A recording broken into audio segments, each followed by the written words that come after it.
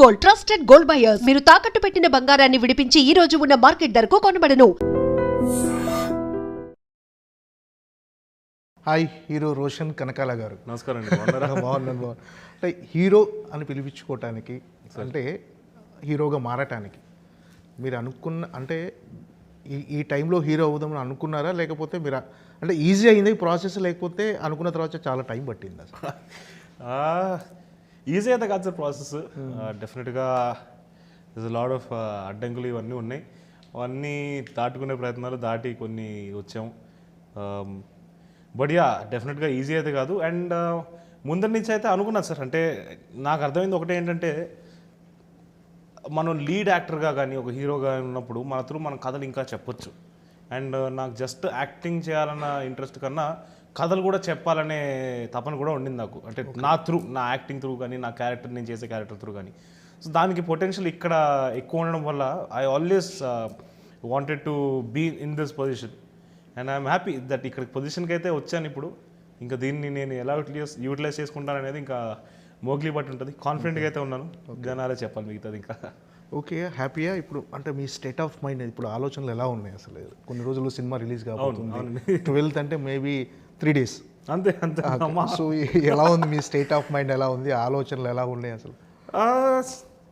చాలా కొంచెం అంటే ఇక ఒక చిన్న నర్వస్నెస్ అయితే ఉందండి. ఎందుకంటే చాలా ప్రేమతో చాలా ఇష్టపడి చేసిన సినిమా ఇది. అండ్ నా 100% ఇచ్చాను. చాలా థింగ్స్ చూశాను, చాలా థింగ్స్ ఫేస్ అయ్యాను ఈ ప్రాసెస్లో. వాటన్నిటికీ నాకు ఒకటే నేను కోరుకునేది ఏంటంటే, నాకు బేసిక్ రికగ్నిషన్, నన్ను గుర్తించగలిగారు జనాలంటే నేను సంతోషం అండి. Okay, but yeah, state of mind ఎలా ఉంది అంటే కొంచెం నర్వస్గా ఉంది. బట్ మెల్లిగా అదే journey is more important than the outcome and అనే ప్రాసెస్కి ఆ థాట్ ప్రాసెస్కి తీసుకొని వచ్చే ప్రయత్నంలో ఉన్నా. ఏంటంటే బబుల్ గమ్ సినిమాతో హీరోగా ఇంట్రడక్షన్ ఇచ్చారు అందరి చేత. ఓకే, బాగా చేశాడు hero, what ever commercial success అనేది పక్కన పెడితే హీరో బాగా చేశాడు అని ఒక పేరు అయితే వచ్చింది. సో అక్కడ ప్రూవ్ చేసుకున్నారు. సో మోగ్లీతో ఏం ప్రూవ్ చేసుకోవాలనుకుంటున్నారు? అంటే మీలో ఉన్న టెన్షన్ ఏంటి? అంటే ఈ సినిమాతో ఇది కొట్టాలిరా అని మీరు అనుకున్న? సార్ ఏం లేదు సార్, అంటే మనకి ఒక మార్కెట్ ఓపెన్ అయింది అనుకోండి sir, it gives us potential. ఇంకా పెద్ద కథలు కానీ ఇంకా ఎక్స్ప్లోర్ చేయడానికి మాకు ఒక ఆపర్చునిటీ వస్తుంది. అది లేనప్పుడు చాలా ఇబ్బంది ఉంటుంది. సో ఈ సినిమాతో నా మోస్ట్ ఆనెస్ట్ కోరిక ఏంటంటే, ఓకే, ఇతని పైన నేను డబ్బులు పెట్టగలుగుతాను అండ్ డబ్బులు పెడితే రిటర్న్ వస్తుంది అని ప్రొడ్యూసర్స్ నమ్మాలి. నెక్స్ట్ థింగ్, ఆడియన్స్ ఓకే, నేను ఈయన సినిమాకి టికెట్ కొనుక్కొని నేను థియేటర్కి వెళ్ళాను అంటే ఐ విల్ బీ హ్యాపీ. నేను పెట్టిన డబ్బులకి నాకు ఫుల్ రిటర్న్ వస్తుంది అని అనుకోవాలి. And at the same time ఎవరైతే ఆస్పైరింగ్ డైరెక్టర్సో లేకపోతే ఎస్టాబ్లిష్ డైరెక్టర్సో వీళ్ళు ఎవరైతే ఉన్నారో వాళ్ళు నా వైపు మేబీ చూసి దట్ ఇతనిలో ఒక మంచి పొటెన్షియల్ ఉంది, ఇతన్ని మనం కాస్ట్ చేసుకొని మనం ఒక అద్భుతమైన క్యారెక్టర్ చాలా బాగుంటుంది అని అనుకునేటట్టు జరగాలని కోరుకుంటున్నాను. ఓకే, అది సార్ నా అంటే ఎక్స్పెక్టేషన్ అదే సార్. ఎందుకంటే అల్టిమేట్లీ నేను ఇదంతా చేసేది నాకు సినిమా పట్ల ఉన్న ప్రేమ, యాక్టింగ్ పట్ల ఉన్న ప్రేమతో చేస్తున్నాను. అది ఏమిస్తే అది తీసుకుంటాను return. I don't have anything like నాకు ఇదే కావాలి, నాకు ఇది లేకపోతే నేను బతకలేను అన్నట్టు అలాంటివి లేదు. So yeah, let's hoping for the best అంతే. అంటే మీరు కెరీర్ స్టార్ట్ చేసిన తర్వాత ఈ 1వ సినిమా కానీ 2వ సినిమా కానీ మీరు అనుకున్న ఎక్స్పెక్టేషన్స్ రీచర్, అదే నేను కెరీర్ స్టార్ట్ చేసినంత ఇలా ఉండాలి, ఇలాంటి రెస్పాన్స్ రావాలని ఒక చిన్న ఎవరికైనా ఉంటుంది. సో ఈ 2 మూవీస్ అంటే ఇప్పుడు వస్తున్న దీని ప్రీ బజ్ కానీ, దానికి వచ్చిన రిజల్ట్ కానీ, దానివల్ల వచ్చిన రెస్పాన్స్ కానీ మ్యాచ్ అయ్యేదా మీ ఫ్రీక్వెన్సీకి? సార్ బబుల్ గమ్ థింగ్ వచ్చేసరికి ఏంటంటే, ఎస్ స్టార్టింగ్లో కొంచెం స్లైట్గా డిసప్పాయింటెడ్గా ఉన్నాను. బట్ తర్వాత నాకు అర్థమైంది ఏంటంటే, మేము అనుకున్న ఫిలాసఫీ, నేను నమ్మిన ఫిలాసఫీ ఏదైతే ఉందో లాస్ట్లో క్లైమాక్స్లో, దట్ మనకన్నా ఇంకెవ్వరు కానీ ఇంకా ఏ థింగ్ ఇంపార్టెంట్ కాదు అనే కాన్సెప్ట్. అండ్ దాని తర్వాతే అంటే మనల్ని మనం కరెక్ట్గా ప్లేస్ చేసుకున్న తర్వాతే మిగతాది ఏదైనా మిగులుతుంది లైఫ్లో అన్న ఫిలాసఫీని నేను నమ్మాను. అది జనాలకి అర్థమైంది. ఓటీటీలో కానీ చూసిన వాళ్ళందరికీ కూడా చాలామందికి ఎక్కింది, చాలామందికి లైఫ్లో ఇంపాక్ట్ చేసింది. నాకు చాలామంది మెసేజ్లు పెట్టారు దట్ వాళ్ళ టాక్సిక్ గర్ల్ ఫ్రెండ్స్ని వదిలేసి వాళ్ళ జీవితాల్లో ఇప్పుడు ఫ్లరిష్ అవుతున్నారు అనేది. సో సినిమా అనే దాన్ని చేసేదే ఆ ఒక ఇంపాక్ట్ కోసం సార్. అండ్ అది ఆ సినిమాకి, నా ఫస్ట్ సినిమాకే that I was able to కొద్దో కాస్త, నేను ఏదో మొత్తం దేశాన్ని ఉద్ధరించేసానని కాదు, కానీ ఎవరైతే 4-5 హూ ఫెల్ట్ దట్ వాజ్ చాలా ఆనందం అనిపించింది నాకు. అండ్ నెక్స్ట్ థింగ్, ఆ డైలాగ్స్ కొన్ని చాలామందికి ఎక్కాయి. అండ్ నన్ను కలిసినప్పుడు దే వోంట్ నన్ను పిక్చర్ ఓకే సెలబ్రిటీ అని చెప్పి ఫోటో దిగడం కన్నా, వాళ్ళకి నిజంగా నచ్చిన డైలాగ్ నా ముందు, అన్న నాకు ఈ డైలాగ్ చాలా ఇష్టం, చాలా అంటే లైక్ బాగా చేసావన్నా అన్న ఒక 2 మాటలు చెప్తారు చూడండి, అది నాకు చాలా సంతోషం ఇస్తుంది. ఎందుకంటే it is clear indication that వాళ్ళకి ఆ డైలాగ్ గుర్తుంది, వాళ్ళకి ఆ డైలాగ్ ఎక్కింది, నా పర్ఫార్మెన్స్ వాళ్ళకి నచ్చింది అనేది అది clear indication. So that way bubble గమ్తో I'm very happy sir. Okay, yeah. అంటే యువర్ ఆల్సో నెపో కిడ్. అంటే సుమా కనకాల గారు, రాజీవ్ కనక అంటే సినిమా ఇండస్ట్రీలో ఉన్నారు. సో వాళ్ళ వారసునిగా మీరు అవును సార్ హీరోగా ఇంట్రడక్షన్ అవ్వటం, అంటే దేవదాస్ కనకాల గారు అంటే రాజీవ్ కనకాల హీరోగా చేస్తూ క్యారెక్టర్ ఆర్టిస్ట్ కూడా చేస్తున్నారు, కానీ మీరు ఫుల్ ఫ్లెడ్జెడ్ హీరోగా మారారు.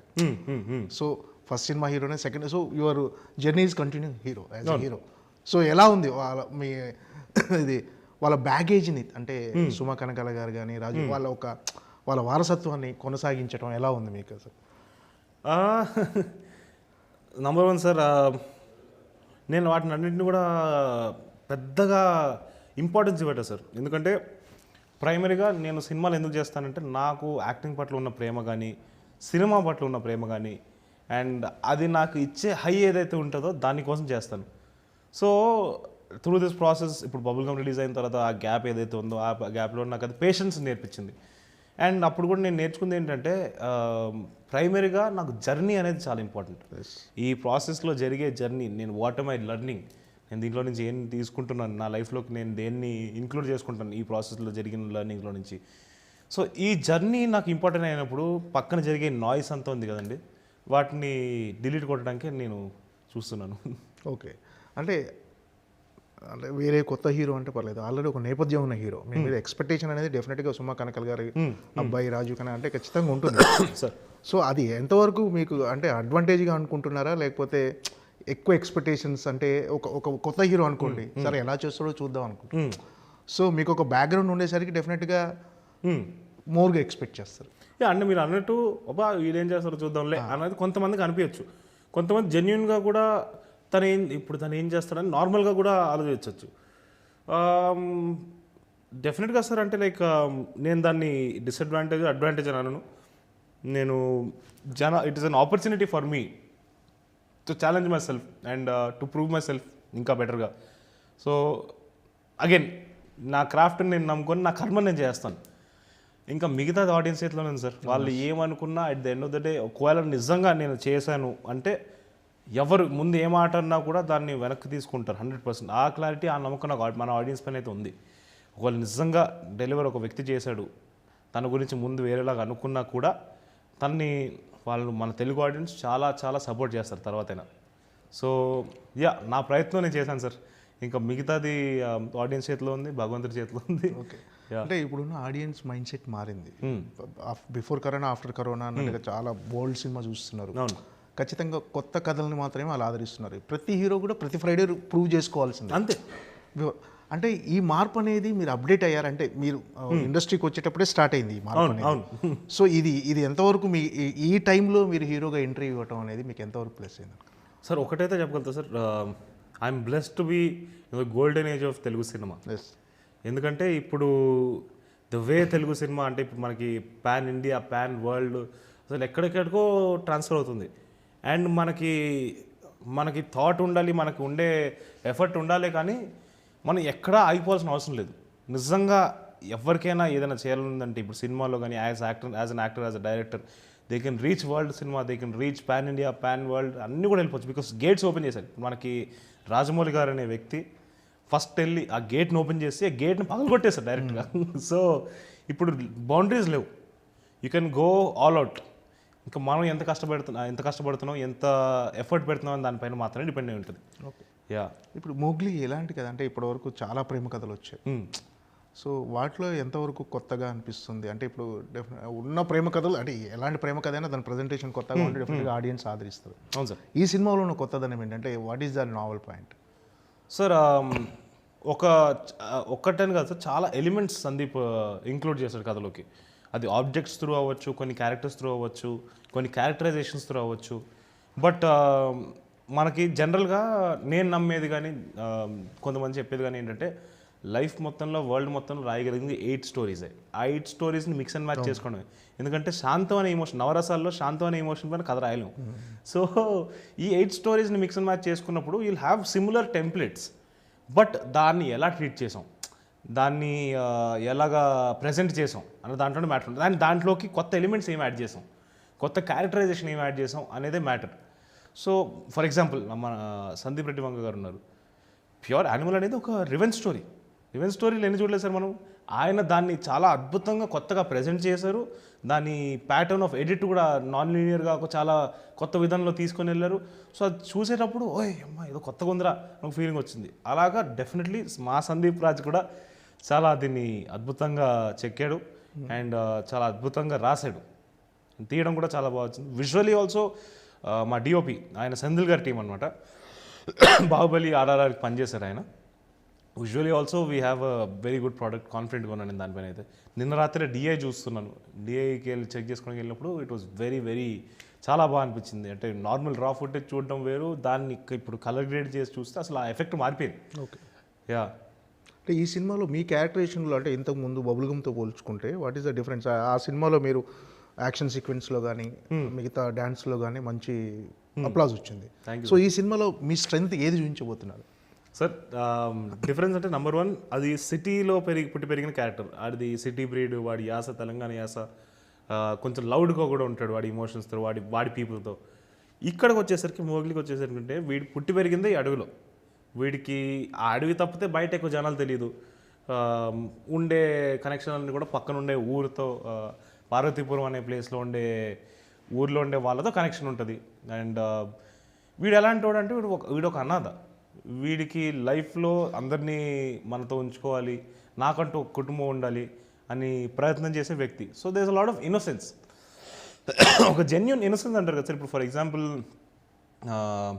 నాని గారికి చాలా సినిమాలు ఉంటాయి, దాంట్లో చాలా అద్భుతంగా ఇన్నోసెన్స్ని పండిస్తారు ఆయన. అంటే సో దాట్ వే ఈ క్యారెక్టర్లో ఇన్నోసెన్స్ అనేది చాలా డిఫరెంట్ యాంగిల్, అండ్ నేను ఎప్పుడు ప్రయత్నించిన యాంగిల్ అది.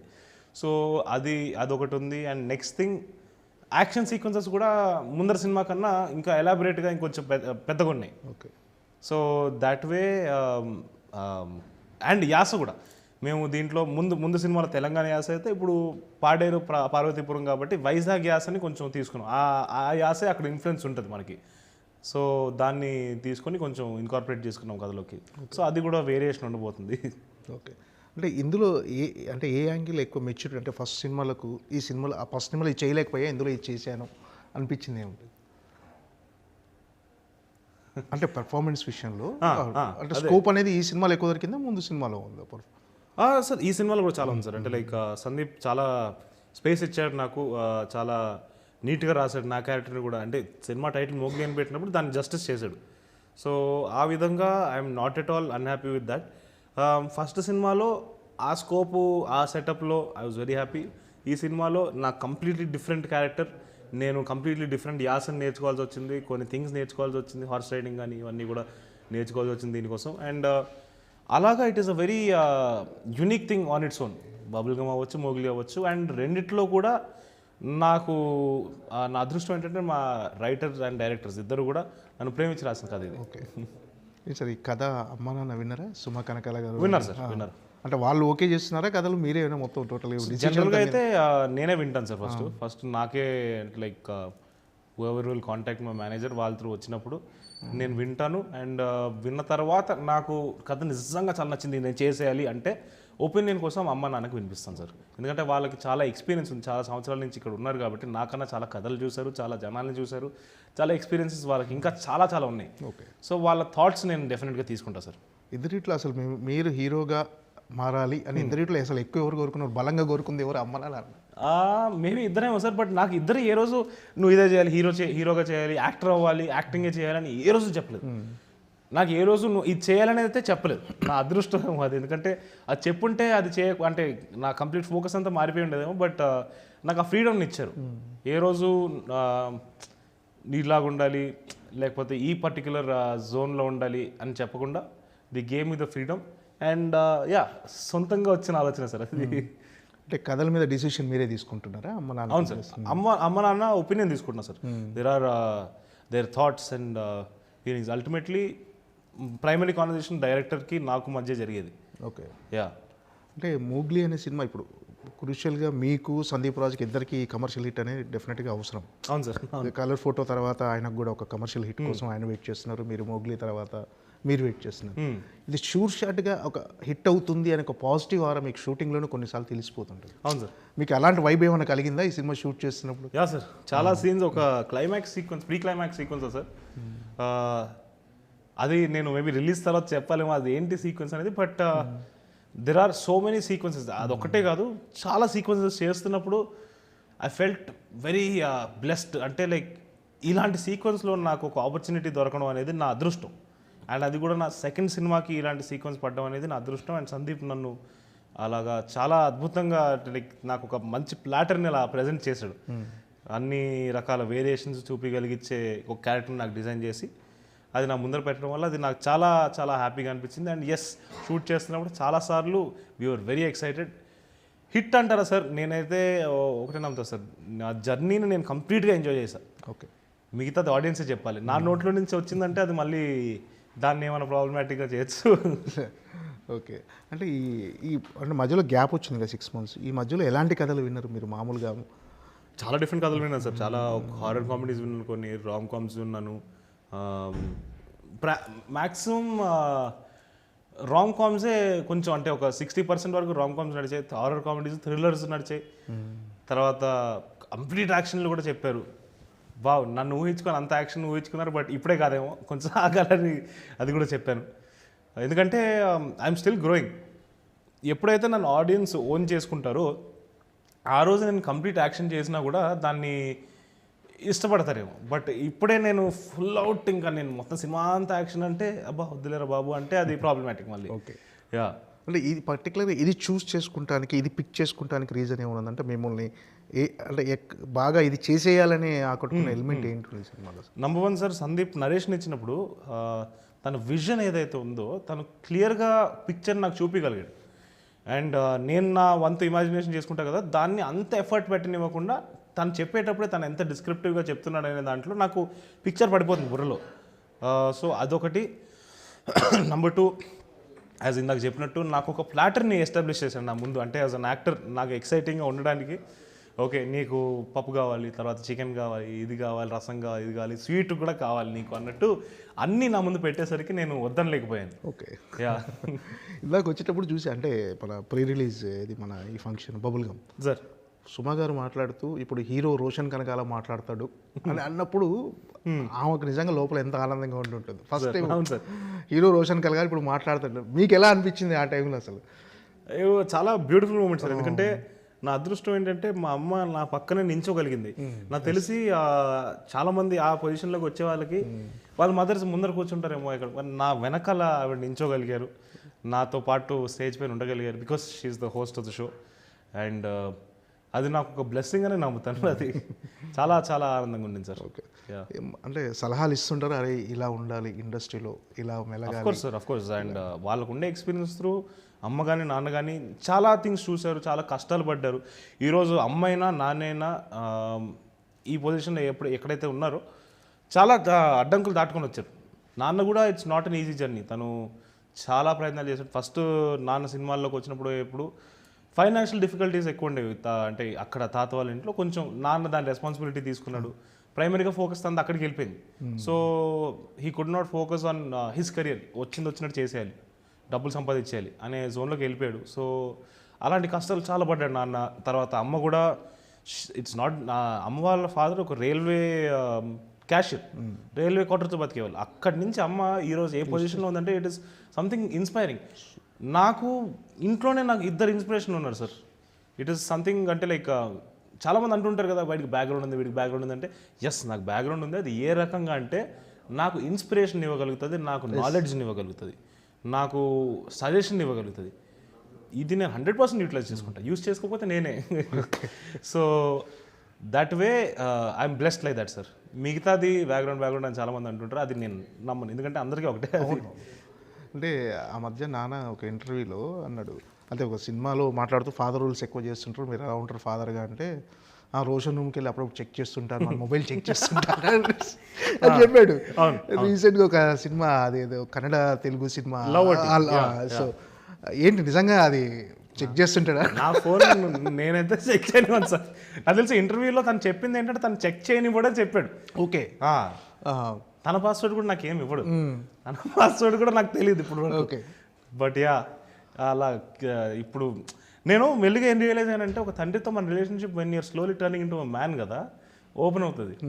అప్పుడు వరకు ఇట్ ఈస్ లైక్ ఒక చిన్న ఈయన ఎందుకు చెప్తున్నాం నాకు ఇవన్నీ అన్నట్టు ఒక అంటే పెరిగే క్రమంలో.